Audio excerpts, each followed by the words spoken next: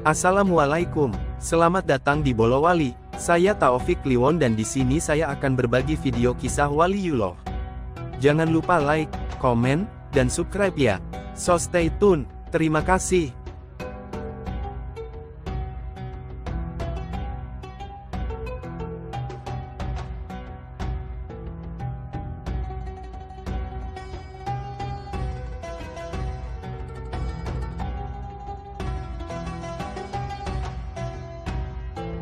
Tahun 1901 M, perjuangan Cut Mutia bersama Teuku Ciktunong. Tahun 1901 M, perjuangan Cut Mutia bersama Teuku Ciktunong. Awal pergerakannya dimulai pada tahun 1901 dengan basis perjuangan dari daerah Pasai atau Krueng Pasai, Aceh Utara sekarang, di bawah komando perang Teuku Cik Muhammad atau Teuku Ciktunong, suaminya sendiri, Cut Mutia berjuang bersama-sama, bahu-membahu dengan suami dan para pejuang lainnya. Ia bukan saja sebagai ibu rumah tangga, tapi ia juga bertindak sebagai pengatur strategi pertempuran sehingga taktiknya tersebut dapat memporak-porandakan pertahanan pasukan Belanda yang sedang berpatroli dan merampas senjata serta amunisi mereka yang akan digunakan untuk memperkuat persenjataan pejuang muslimin. Teuku Ciktunong dan Cut Mutia di dalam pergerakannya selalu menggunakan taktik perang gerilya dan spionase, yaitu suatu taktik serang dan mundur serta menggunakan prajurit memata-matai gerak-gerik pasukan lawan terutama rencana-rencana patroli dan pencegatan. Taktik seperti ini cukup membuat pasukan Belanda kewalahan dan menjengkelkan mereka. Taktik spionase dilakukan oleh para spion dari pasukan pejuang yang menyamar sebagai penduduk, Ureung Gampong, disebarluaskan di pelosok-pelosok negeri. Dengan keluguannya para spion selalu mendapatkan informasi berharga dan tepat sehingga daerah serta lokasi patroli yang akan dilalui pasukan Belanda dapat segera diketahui. Dengan cara seperti ini pasukan muslimin dapat mengatur strategi dan rencana pencegatan untuk melumpuhkan pasukan musuh tersebut karena posisi strategis pada jalur yang akan dilalui sudah dapat dikuasai. Pencegatan dan penyerangan oleh pasukan muslimin dilakukan secara tiba-tiba sehingga pasukan Belanda tidak dapat berbuat apa-apa dan dengan mudah pasukan muslimin menghancurkan dan merampas semua senjata dan perbekalan.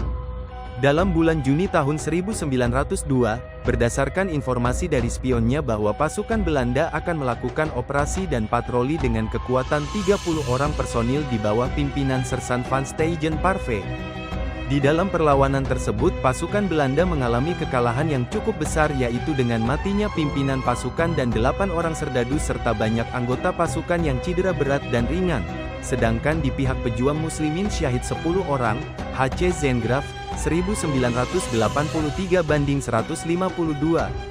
Kemudian pada bulan Agustus tahun 1902 pasukan Ciktunong dan Cut Mutia mencegat pasukan Belanda yang berpatroli di daerah Simpang Ulim Blangni. Strategi yang dipakai oleh pasukan muslimin untuk mencegat pasukan Belanda adalah dengan menempatkan pasukannya di daerah yang beralang-alang tinggi dekat jalan tidak jauh dari Menasa Juro, sehingga memudahkan para pejuang mengintai dan sekaligus melakukan penyerangan secara tiba-tiba.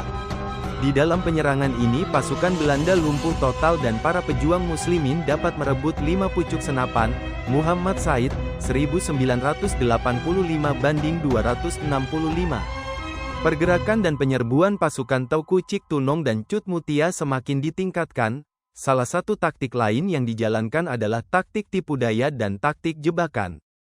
Pada bulan November 1902 diisukan oleh salah seorang pejuang muslimin, dalam hal ini Pang Gadeng, bahwa pasukan Teuku Ciktunong Cut Mutia beserta pasukan muslimin lainnya akan mengadakan kenduri yang bertempat di Gampong Matang Rayek di seberang sungai Sampoiniet. Pemilihan lokasi-lokasi jebakan ini didasarkan pada pertimbangan bahwa satu-satunya jalan yang akan dilalui menuju tempat tersebut adalah dengan memakai perahu. Jebakan ini akan mudah dilaksanakan. Isu yang disebarluaskan tersebut ternyata mendapat respon serius dari pimpinan pasukan Belanda di desa Matang Rayek. Di bawah pimpinan Letnan RDP De Cok bersama dengan 45 orang personilnya, mereka melakukan perjalanan jalan menuju tempat yang diinformasikan tersebut. Setibanya pasukan di tepi sungai telah ada 2 orang pendayung perahu, yaitu pejuang muslimin yang menyamar sebagai pengail. Tanpa ada kecurigaan sedikit pun pasukan Belanda memerintahkan kepada pendayung tersebut untuk segera menyeberangkan pasukan Belanda. Sesuai dengan rencana yang telah disusun dan diatur oleh pejuang muslimin bahwa di tengah sungai pendayung tersebut melakukan gerakan untuk membalikan perahu. Dalam suasana malam gelap gulita kacaulah pasukan Belanda dan dengan tiba-tiba muncul pasukan Teuku Cik Tunong Cut Mutia melakukan penyerangan dengan tembakan-tembakan gencar dan dengan pedang serta rencong terhunus melakukan gerakan perkelahian jarak dekat. Sehingga pasukan Belanda kacau dan punah di saat pertempuran ini. Pasukan De Chok bersama dengan 28 prajuritnya mati sedangkan pasukan muslimin dalam penyerangan ini dapat memperoleh pucuk senapan. Muhammad Said, 1983 banding 265, H.C. Zengraf, 1983 banding 153. Selain dari itu pasukan Cik Tunong Cut Mutia sering melakukan gerakan sabotase di jalan yang dilalui kereta api, penghancuran hubungan telepon sehingga jalur perhubungan untuk mengangkut logistik pasukan Belanda antara bivak-bivak seperti di Lok Sukon dengan pertahanan di kota Lok Seumawe menjadi sering terputus dan terganggu. Hal ini dilakukan pejuang muslimin sebagai balasan dendam atas peristiwa menyedihkan di Belang Paya Itik, daerah Samakuruk di selatan Gedung, yaitu suatu peristiwa yang memilukan dan tragis sebagai akibat adanya pengkhianatan oleh Pang Ansari dari Belangni, di mana pasukan Belanda menyerang pos pertahanan pasukan Sultan Alaidin Muhammad Daud Shah. Pengikutnya pada peristiwa ini para pejuang muslimin banyak yang syahid sebagai kesuma bangsa. Namun Sultan dapat melepaskan diri dari cengkraman musuh dan mengundurkan diri ke Menasah Nibong. Payakamuek. Selanjutnya pada tanggal 9 Januari tahun 1903 Sultan Mahmud Daud Shah bersama pengikutnya seperti Panglima Polem Muhammad Daud, Teuku Raja Kemala dan pemuka kerajaan lainnya telah menghentikan perlawanan dan menyatakan turun dari usaha bergerilya melakukan penyerangan pasukan Belanda. Memperhatikan turunnya Sultan dan penyerangan perlawanan atas pasukan Belanda tersebut dan menerima surat-surat serta atas anjuran para sahabat seperjuangan, Teuku Cik Tunong memahami kesemuanya itu.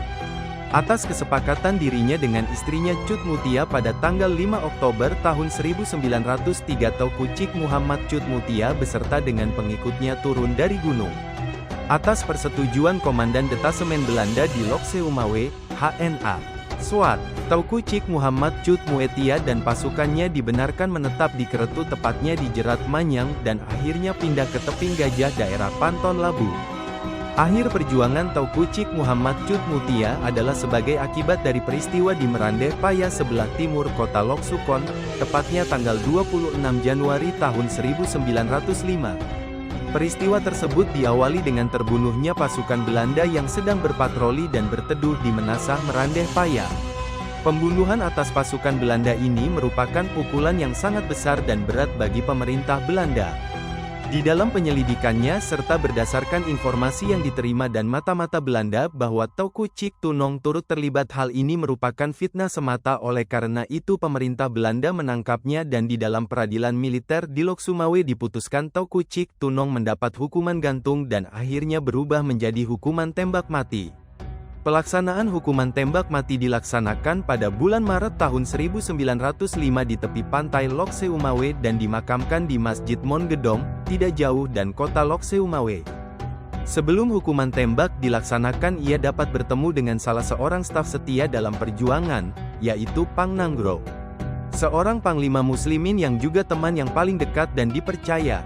Kata terakhir yang diucapkan kepada Pang Nanggro adalah, "Sudah tiba masanya aku ini tidak terlepas lagi dari tuntutan hukuman.